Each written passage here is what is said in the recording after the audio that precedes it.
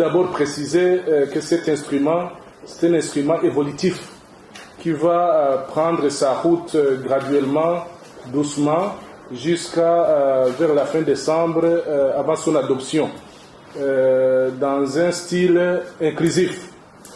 Les éléments clés que je vais relever, c'est d'abord le mot coopération, qui est riche en termes de sens.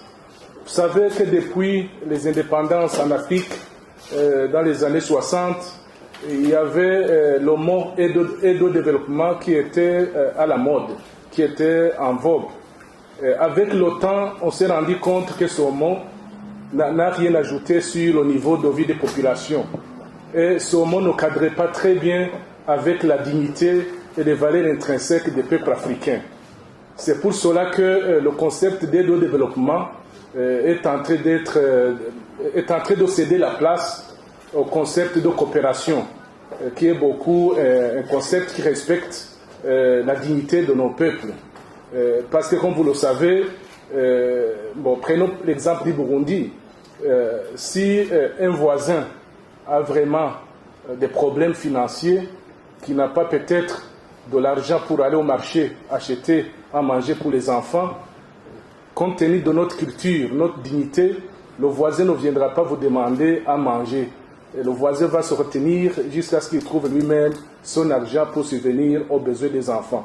Ceci pour dire que le concept d'aide au développement d'assistance, ce n'était pas vraiment un concept adapté au peuple africain.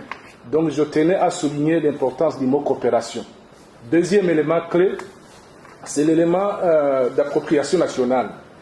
Vous savez très bien que l'ancien cadre de coopération, l'UNDAF, bien évidemment, il y a eu des consultations ici et là, mais en gros, ce document a été élaboré à la première avenue aux Nations Unies, au siège des Nations Unies à New York, et on nous a mené quelquefois une recette toute faite qu'on nous faisait avaler, sans toutefois contribuer de façon substantielle.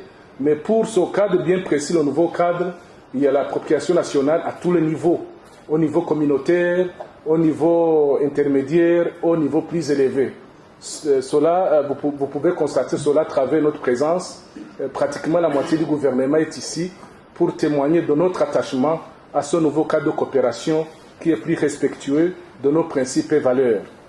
Troisième élément très important que je retiens de ce document, c'est le mot alignement aux autres documents nationaux, tels que le plan national de développement, mais aussi le plan national de capitalisation de la paix, qui sont des documents extrêmement importants.